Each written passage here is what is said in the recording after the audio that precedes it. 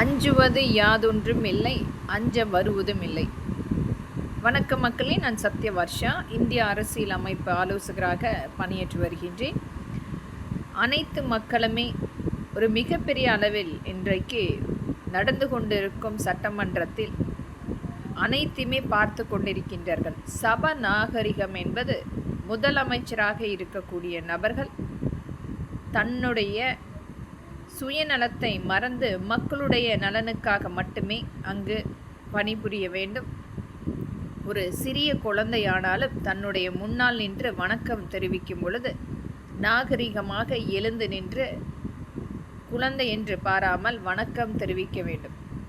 நம்மளுடைய தலைவர் மரியாதைக்குரிய மாண்புமிகு எடப்பாடி கே பழனிசாமி ஐயா அனைத்திந்திய அண்ணா திராவிட முன்னேற்ற கழகத்தில் 50 வருடங்களுக்கு மேலாக ஒரு சாதாரணமான ஒரு தொண்டராக வந்து மக்களுடைய நம்பிக்கையை பெற்று இன்றைக்கு நமக்கு ஒரு முதலமைச்சராக 4.5 வருடம் காலம் பணியாற்றி ஒரு நல்ல திட்டங்களை கொண்டு வந்து ஒரு நம்பிக்கைக்குரிய தலைவராக மக்கள் ஏற்றுக்கொண்டவர்கள் எடப்பாடியார் என்ற அன்பால் மக்களால் அழைக்கின்ற நம்மளுடைய தலைவரை இன்றைக்கு ஒரு மிகப்பெரிய இவர்களுடைய காழ்ப்புணர்ச்சி காரணமாக நம்மளுடைய தலைவர் சட்டசபையில் முதலமைச்சர் மற்றும் அனைவருக்குமே அந்த வணக்கம் தெரிவிக்கும் பொழுது நிராகரிப்பு செய்து வணக்கம் தெரிவிக்காமல் அமர்ந்திருந்த விஜய் அவர்கள் கண்டிப்பாக இதற்கு மன்னிப்பு கேட்க வேண்டும். முன்மாதிரியாக மக்களுடைய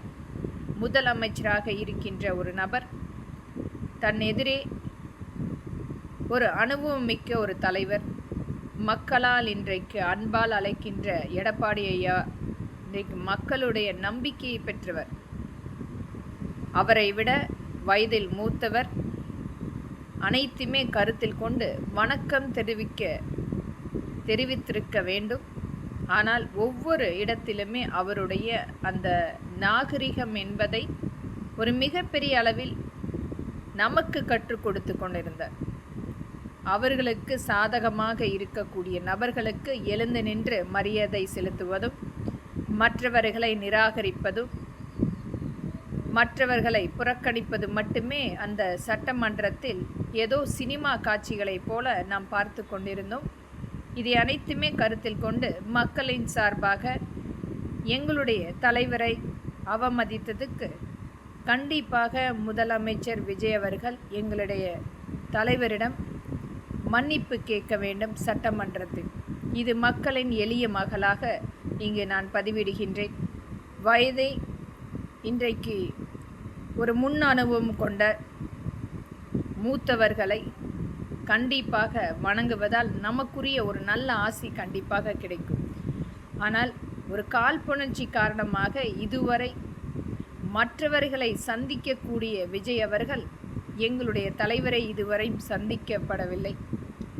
மற்றவர்களை தீய சக்தி என்று சொல்லி மக்களை ஏமாற்றி வாக்குகளை பெற்ற விஜய் அவர்கள் எங்களுடைய தலைவரை எந்த விதத்திலுமே அங்கீகாரம் கொடுக்காமல் அவரை இதுவரை சந்திக்கவும் இல்லை, அவருக்குரிய மரியாதையும் கொடுக்கவில்லை. இதை கண்டித்து என்னுடைய பதிவை நான் இங்கு தெரிவிக்கின்றேன். இனி வரக்கூடிய நாட்களில் யார் அந்த பதவியில் அமர்ந்தாலும் ஒரு நாகரிகம் என்பது அனைத்து மக்களுக்குமே ஒருவர் வணக்கம் செலுத்தும் போது கண்டிப்பாக திருப்பி வணக்கம் செலுத்துவதே நம்மளுடைய தமிழ்நாட்டினுடைய மிகப்பெரிய பாரம்பரியமான பண்பு. இன்றைக்கு ஒரு கிறிஸ்தவ மதத்திலிருந்து வந்ததால் அவருக்கு அது மறந்து விட்டதா என்று தெரியப்படவில்லை. ஆனால் நம்மளுடைய தமிழ்நாடு என்பது கலாச்சாரத்துக்கும் பண்பாடுக்கும் ஒரு மிகப்பெரிய சான்று. தயவு கூர்ந்து உங்களுடைய நேரத்தை நம்மளுடைய பாரம்பரியமான பண்பான வரலாற்றை படிக்க வேண்டும். எவ்வாறு சட்டமன்றத்தில் மூத்தவர்களுக்கு நாகரிகத்தை கொடுக்க வேண்டும் என்று கற்றுக்கொண்டு வந்து அந்த சட்ட சபையில் அமர்ந்து முதலமைச்சராக மக்களுக்குரிய நபராக பணியாற்றப்பட வேண்டும். நன்றி மக்களே.